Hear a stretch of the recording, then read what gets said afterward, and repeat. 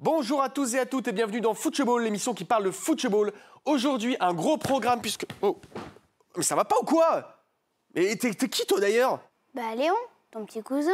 Tu devais me garder ce soir, tu te souviens pas? Si, bien sûr je me souviens.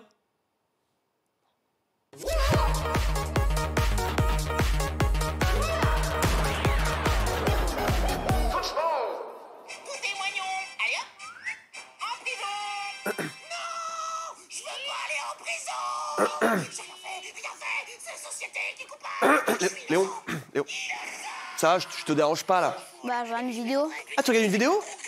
C'est marrant ça, parce que j'avais justement lancé le Zapping Football. Il y a plein de vidéos aussi dedans, de joueurs, de clubs. Eh ben, le Zapping Football alors. Cette semaine, un métier en plein essor, le benzémaçon. Le Brésilien Alex Telles, très ému en apprenant qu'il est sélectionné pour la Coupe du Monde. Très beau sapin aussi. Mais l'Italie, elle, n'est pas sélectionnée, alors Verratti, il essaye de digérer la nouvelle. Digérer, je sais pas, ça fonctionne, non? Le geste technique de la semaine nous est offert par l'équipe féminine du Pays-Bas. Oh là là là là là là, on voit ça au ralenti. Oh là là, mais quel beau geste d'Autriche. Ah oui, non, pardon, c'est celui-là le geste technique de la semaine. Pas mal. Valverde qui offre un très bon souvenir de match aux voisins d'en face. Ronaldo qui ne joue pas beaucoup en ce moment mais qui a trouvé une nouvelle manière d'occuper le terrain. Une très belle tête du stadier. Il peut être content. Hein. Et enfin, une belle action d'un supporter, le fameux 12e homme, qui a encore fait la différence.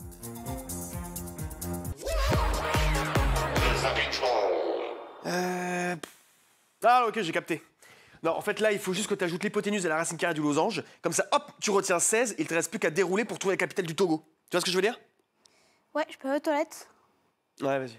Ok, maintenant, nous, c'est l'interview de Showball.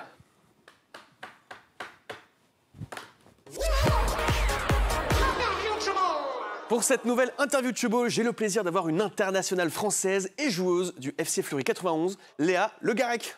Bonjour Tony. Ça va bien? Oui, très bien, merci. Bon, merci beaucoup d'être parmi nous. Avec plaisir. Alors, j'ai une petite question pour commencer.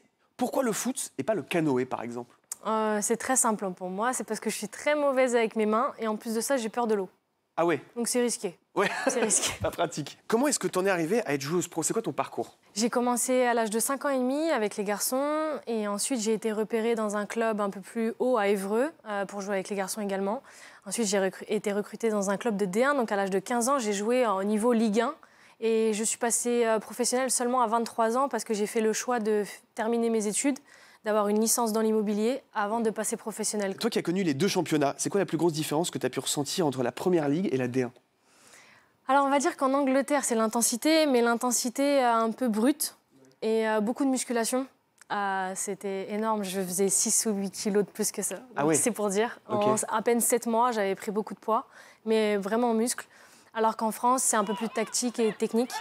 Et je prends beaucoup plus de plaisir à l'heure actuelle, en tout cas en France. Ok.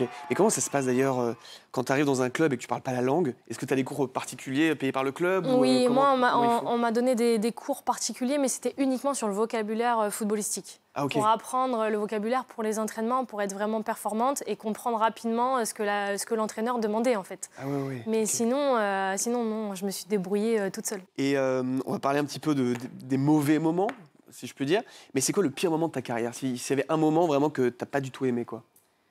C'est en ce moment, c'est d'être éloignée de l'équipe de France, de travailler au quotidien, d'être performante et de ne pas être appelée, on va dire que c'est le plus dur. Et qu'est-ce qui s'est passé? Pourquoi est-ce que tu penses, toi, que tu n'as pas été appelée? J'aimerais bien avoir la réponse. Ouais. Si football a la réponse, je prends. Ok Léa, est-ce qu'il y a un but que tu as marqué, que tu aimes bien? Oui, un que j'adore, c'est la saison passée à Montpellier, c'était en octobre, où je récupère le ballon dans le rond central et je ne sais pas ce qui s'est passé dans ma tête. Je suis partie à dribbler tout le monde sur le côté gauche. En plus, je joue au milieu du terrain, je joue pas sur un côté. Et de faire ce genre d'action, je sais pas. J'ai vu l'espace, je me suis juste dit, allez, j'y vais, je vais essayer de gagner du terrain. Puis finalement, j'ai réussi à passer tout le monde et après, je suis arrivée dans la gardienne, j'ai frappé, j'ai marqué. Mais c'était un but incroyable. Trop bien. C'est un beau but en tout cas, bravo. Toi, t'es pas seulement joueuse, mais t'es aussi consultante.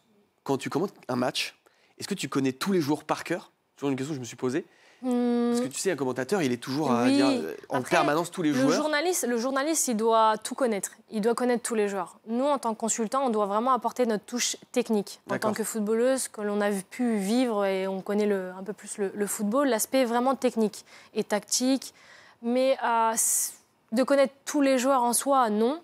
Mais forcément, j'y travaille la veille du match. Forcément, j'essaye de connaître quand même les joueurs qui vont jouer, ainsi que les remplaçants. D'accord. Ok, dernier petit truc. Ok, t'es prête? Ouais, je suis prête. Est-ce que tu trouves ça stylé quand je fais ça? Pas du tout. Il va falloir travailler. Ok, d'accord, ok. Bon, eh ben écoute, merci beaucoup. Ça te dit de rester? Parce que j'ai mon petit cousin là, on voulait faire un petit quiz ball. Je me dis que ça peut être l'occasion de... Ça peut être sympa. Ouais? Avec plaisir. Ça te dit? Léon, est-ce que... Léon, tu fais quoi, Léon, là? Bah, je dessine. Regarde. Waouh! C'est hyper moche. Franchement, j'ai jamais vu un cheval aussi moche, quoi. Ben non, c'est toi. Oh, ok, super. Allez, le petit quiz ball. C'est parti, première question. Quelle blague Franck Ribéry a-t-il fait à Mathieu Valbuena? A. Il lui a volé sa voiture. B. Il lui a mis une puissante crème chauffante dans son caleçon. C. Il a caché son maillot 5 minutes avant un match. D. Il lui a fait cette blague que je vais vous dire maintenant. Qu'est-ce qui est invisible et qui sent la carotte? Vous savez pas? Un pet de lapin. Ah, c'est bien pourri, ça. Moi, je vais te dire C. Moi, je dirais B. C'est de la blague de Franck Ribéry, ça. Ouais. T'as été trop gentil. Et la réponse, B, effectivement. Bravo, on peut l'applaudir. On peut l'applaudir, Non, Léon. il aime pas. Faut le faire play, hein. Il aime pas perdre. Ok, deuxième question, qui n'est pas une question d'ailleurs, qui est un challenge. Celui qui va faire le plus de jongles gagne cette manche. Est-ce que ça va pour vous deux? Oui. Ok, attention, c'est parti. Le ballon, il est là. Léa, tu commences. On compte les jongles. Et ensuite, c'est à toi, d'accord? Attention, c'est parti. Musique, on y va. 6, 7, 8, 13, 14, 15. Ok. Oh là là là là là là là là, bravo, bravo. On en comptabilise beaucoup. C'est incroyable, cette séquence a duré 4 jours. Ok, alors attends Léon, attends. T'étais bien parti pourtant. Mais oui, t'étais bien parti, hein, t'étais bien parti. Ok Léon, est-ce que t'es prêt? Ouais. Ok, c'est à toi maintenant de faire des jongles. Attention, 3, 2, 1, c'est parti. Oh, je suis nulle à ça. Oh. Attention, dernière question. Cette question vaut quadruple. Ok. Ça veut dire que celui qui répond juste est quadruplé. Tu vois ce que c'est qu'un quadruplé? 3 points. 4. 4. Ah oui. 4 buts. Pas grave. Attention. Pourquoi aucun joueur ne peut prendre le maillot numéro 12 au RC Lens? A. Parce qu'il y a 11 joueurs sur un terrain. Tony, ta question, elle est débile. Réponse B. Parce que le 12e homme, c'est le supporter et personne d'autre. Réponse C. Par superstition, parce que le club de Lens a été créé en 1912, a gagné 12 trophées et que son premier stade comptait 12 000 places. Ou réponse D, parce que le club a fini trop de fois 12e, ils en ont ras-le-bol et veulent mettre fin à cette malédiction. Moi, je sais. Allez, vas-y, Léon, tu dis-nous. dis quelle réponse? B. Moi, je vais dire la A. Hein. La A. Juste pour toi, Tony. La réponse est...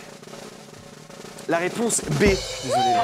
Je suis désolé, Léon. Bravo, bravo, bravo, Léon.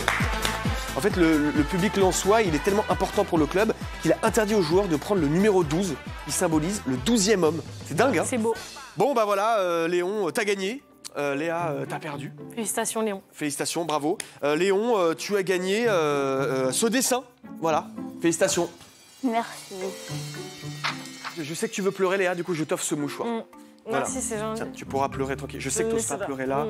Oui, non. mais ok, Je vais te le attendre mets là. un petit peu. Ok, pas de souci, pas de problème.